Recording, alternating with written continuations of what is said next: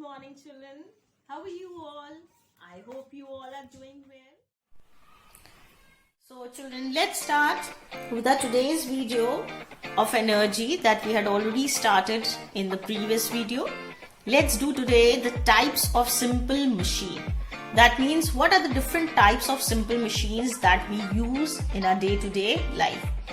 Now over here there's a picture given which is showing us the different simple machines that we make use of, like the inclined plane, a lever, screw, wedge, pulley, wheel and axle. So these are the different categories of the simple machine that we are using in our day-to-day life and what we are going to study today. So let's get started with today's video.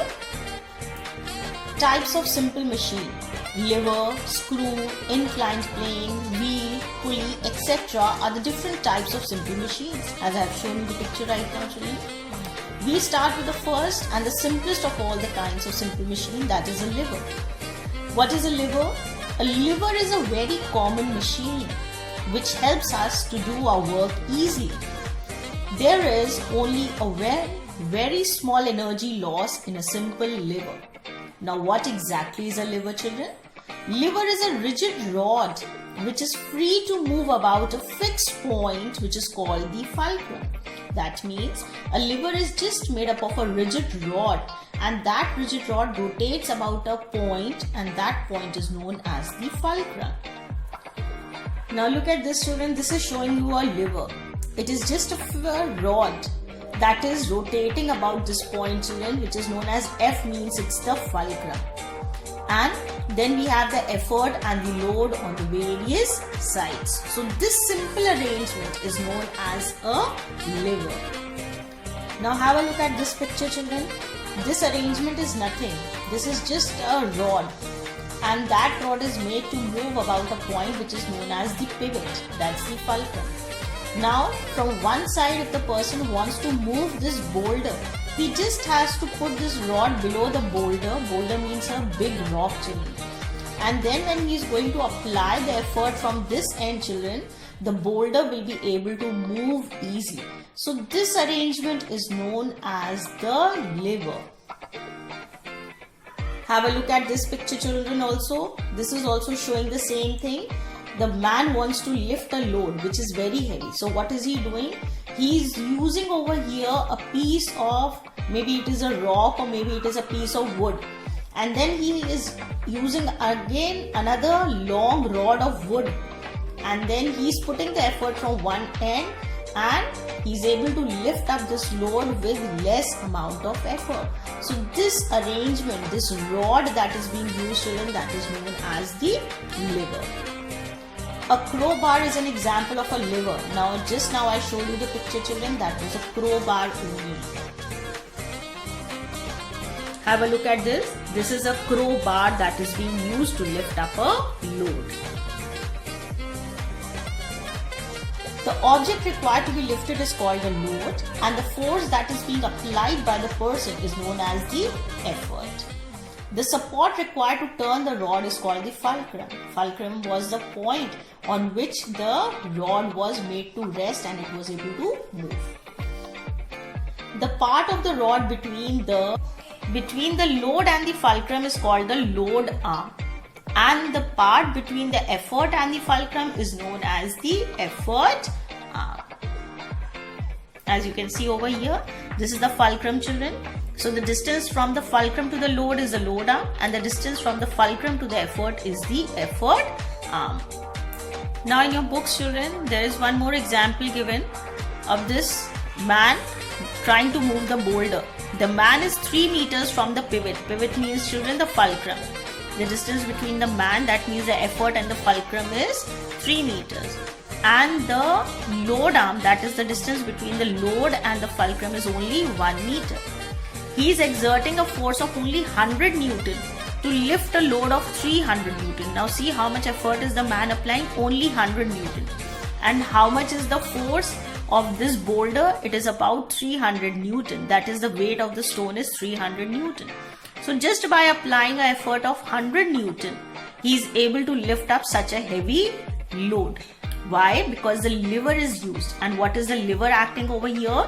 The liver is acting as a force magnifier. That means by applying a lesser amount of effort, we can do a big work, or we can remove a big piece of stone which would otherwise be very heavy to lift from one place to another. Coming to the types of liver, children, there are 3 types of liver which are categorized as livers of first order, second order and the third order, or they can also be given as the names as the class of liver first orders, classes of livers of second order and the classes of third order.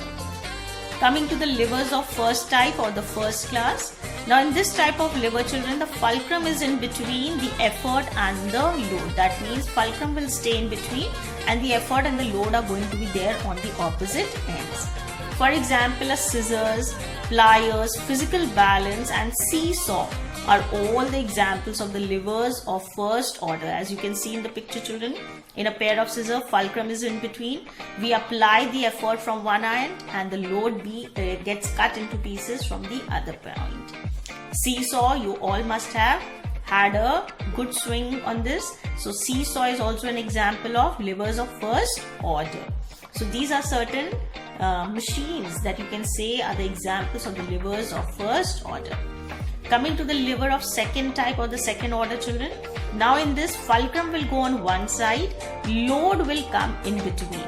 So load is in between, fulcrum is on one side and effort is on the other side. Examples are the wheelbarrow, nutcracker and the bottle opener. Now have a look at this picture, children. Fulcrum is over here, the wheel, load is put in between and effort is applied from here.